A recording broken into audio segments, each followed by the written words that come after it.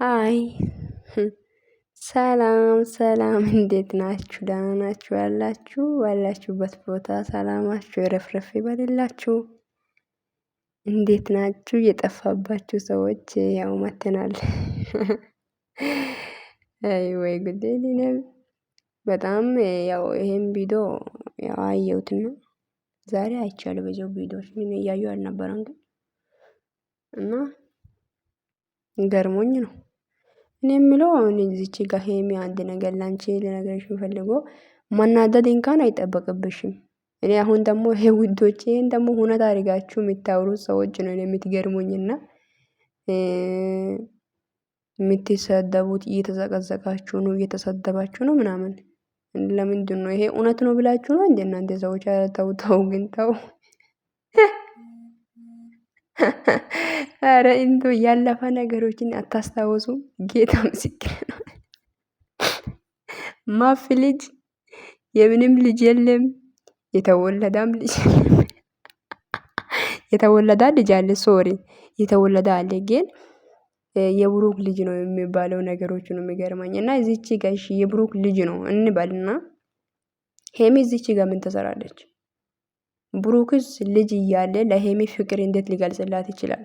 አንዳንዴ እኮ አስቡ እንጂ ውዶች፣ እግዚአብሔርን ያው የኔ ዩቲዩበሮችን አትመኑ። ጌታ ምስክር ነው። በቃ እንደ እግዚአብሔርን አሁን እነሱ እኮ ለስንት ወር ነበረ ከስራ ሁሉ ተለይቶ አዲስ አበባ ላይ ፍቅር እየሆኑ የነበሩት አይደል እንዴ?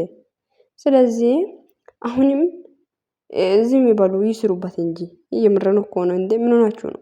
በጣም ብዙ ወራቶች ነው የቆዩት ያለ ስራ። ስለዚህ ግዴታ አሁን ደግሞ ያስፈልጋል ትንሽ እየሄዱበት እንደምን ሆናችሁ ነው? እና ደግሞ አንዳንዴ እኮ ቆም ብላችሁ ለማሰብ ሞክሩ። አሁን ይሄ ልጅ እውነት የብሩክ ልጅ ቢሆን ኖሮ እውነት ብሩክ ከዚች ሴትዮ ወልዶ ከሆነ ምናምን ወልዶም ቢሆን እዚች ጋር ሄሚ ምንድን ነው የምታስፈልገው? ሄሚ ለምን እዚች ከዚህ ልጅ ጋር ምን አላት? ለምንድን ነው የምትገናኘው? ልጅ የወለደው ብሩክ ግን ምናልባት ልትመጣ ትችላለች። እና ደግሞ ምን አለ መሰላችሁ፣ ይሄም ደግሞ አሁን ለምሳሌ ስለ ልጁን ስናወራ ስለ ብሩክ መጀመሪያ ማሰብ አለባችሁ። ለምን ብሩክ ለሄሚ ፍቅር ገልጾላታል፣ አፈቅርሻለሁ ብለዋል ምናምና። እሷም እንደዛው በዛም ከዚህም አልፎ እንኳን እርጉዝ ናት እየተባሉ ነው አይደል እንዴ? እንዴ ምን ናቸው ነው? እያሰባቸው አውሩ እንጂና እውነት ይሄ ነገር እውነት ከሆነ እኔ እዚች ጋር እኔ አላቅም ምን ማውራት እንዳለብኝ እግዚአብሔር እንደ ከባድ ነው በዚው ጌታን። እና ደግሞ ሄሚ እዚች ጋር አንቺ ማናደድ አይጠበቅብሽም። እውነትም ከሆነ አምነሹ ይሁን ብለሹ የተቀበልሽው ነገር ነው። ገባሻ? ማናደድ አይጠበቅብሽም ሲጀመር። ስለዚህ እሱ በቃ ማለት እኔ እንደዚህ ነገር አላደረኩም ምናምን ነው እያለ የነበረው። ገባሽ? ይሄ እሱን አምነሽ ነው እሱ ህይወት ውስጥ ገብተሻል፣ አረግዘሻል አይደለ? እንደዛ መሰለኝ እንጂ የኔ የተቆረጠው ቪዲዮችንም እያየሁ ነበር ምናምን ቲክታክ ላይ እና አሁን ይሄ ልጅ አለ ብለሽ ምንም ይሁን በቃ የራስሽን አረጋጊ። እውነት ይሁን ውሸት ግን እዚች ጋር እውነት ነው እያልኩኝ አይደለም። ሶሪ የምንም እውነት የለም፣ የምንም ልጅ የለም።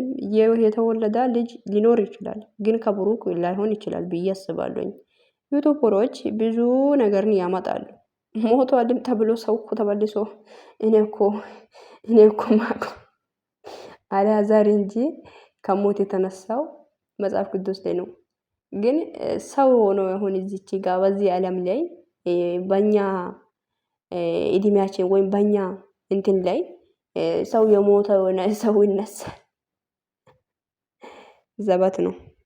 ለማንኛውም የዩቲዩበሮችን ውሸት አንዳንዴ ረጋ አድርጋችሁ ተቀበሉ። ሁሌም እንደ እውነት እንዳይመስላችሁ። የምንም እውነት የለም፣ የምንም ልጅ የለም። እና ሄሚም ደግሞ ጅብ ሲሄድ ውሻ ይጮሃል እንደሚባለው እዚች ጋር መናደድ አይጠበቅብሽም። ቃል ተግባብታችኋል። ልጅ ቢኖርም እንኳን ይቀበላሉ ብለሻል አይደል ባለፈው ቪዲዮ ላይ ምናምን። እና ስለዚህ እናንተ ሁለታችሁን ተመካከራችሁ የምታደርጉት ነገር አድርጌ እንጂ እዚህ ማናደድ ምናምን ላንቺ እንኳን ጥሩ አይደለም። የኔ እናት አትናደጂ። ያለው ነገር ያው በምክር ወይም ተመካከራችሁ ምን እናርግ የሚለው ነገር አስባችሁ አድርጉ እንጂ። እና ደግሞ አንዳንድ ሰዎች ደግሞ ግን ለምንድን ነው ሁሌ ጅል ሆናችሁ የምትኖሩት ነው የኔ ጥያቄ። ሶሪ ዋይ ለምንድን ነው? ንቁ እንጂ ጊዜው ማርና ክርስቶስ ጌታ ይሄ ነገር እውነት ነው ምናምን ብላችሁ ደግሞ እኚ ትላላችሁ። አይ አምላኬ እንደው ምንን አሳየኝ አምላክ። አንዴ ነቃ ደንገጥ በሉ እንጂ ውዶች፣ የመጣ ነገር እውነት ነው ብላችሁ አትቀበሉ እሺ። እና የሁሉም ነገር እውነትም አለ ውሸት አለ። ስለዚህ የምታውቁት ነገር የለም። እውነት ነው ብላችሁ አትቀበሉ። እነሱ የሜዳ ሰዎች ናቸው፣ የፈለጉት ስራ ነው የሚሰሩት እሺ።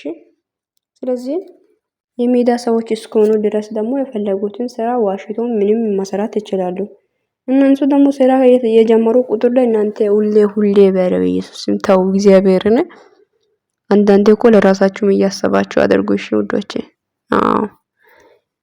እና እኔን ሲጠፋባችሁ ለምን ጠፋሽ ያላችሁት እኔ አልጠፋውም አለው እሺ ውዶቼ። እንዴት ናችሁ እናንተ? ግን ደህና ናችሁ? እኔም ደህና ነኝ። እና ይሄ ነገር ለማንኛውም ውዶቼ እኔ እኮ ለምን በቃ የኔ ልጅ አለ ተብሎ ምናምን ብዙ ተወራ። አሁን ግን የነገሮች አልፎ ዛሬ ላይ ያሉት በጣም ጥሩ ጊዜ እያሳለፉ ነበር። አሁን ደግሞ ያን ነገር ደግሞ ቡታጀራ ለብሶ ሁሉን ነገር ተዘጋጅቶ ነው የሄዱት ውዶች ድራማ ለመስራት። ስለዚህ አሪፋችሁ ተቀመጡ እናንተ። አምሶ ሶሪ። እና ለማንኛውም የመቻችሁ ወዳችኋለሁ። ሲጠፋ ስለጠየቃችሁ አመሰግናለሁ። አልጠፋም ከዚህ በኋላ እንደ ብቅ እንላለን። ቪዲዮን ላይክ አድርጉ፣ ሀሳባችሁ ኮሜንት አስቀምጡልኝ። ወዳችኋለሁ። መልካም ምሽት ይሁንላችሁ። ባይ